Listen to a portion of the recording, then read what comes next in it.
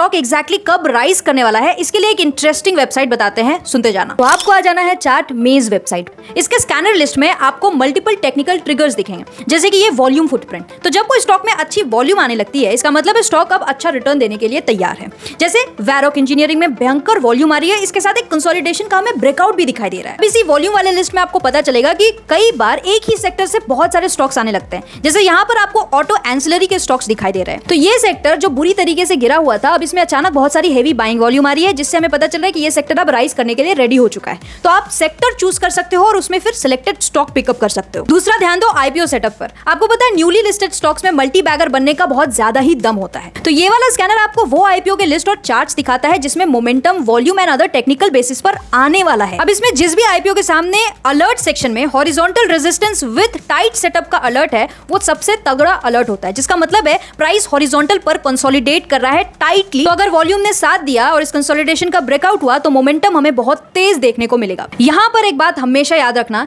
कि भाव सबसे बड़ा है। जब भी किसी स्टॉक में पॉजिटिव डेवलपमेंट होने लगता है, उस चीज का रिफ्लेक्शन आपको किसी स्टॉक प्राइस में दिखने लग जाता है। तो अगर आप किसी स्टॉक को उसके टेक्निकल रीजंस की वजह से पिकअप करके फिर फंडामेंटल एनालिसिस करते हो, that is a strong, very strong techno funda method to choose a fast growing stock. Plus कौन से सेक्टर से पैसा निकल करके कौन से नए सेक्टर में धीरे धीरे जा रहा है, वॉल्यूम बिल्डअप हो रहा है, सेक्टोरल रोटेशन का पता आपको इस वेबसाइट पर चल जाता है, ताकि आप किसी सेक्टर में जहां वॉल्यूम बिल्डअप हो रहा है उसमें अर्ली अपॉर्चुनिटी ढूंढ पाओ।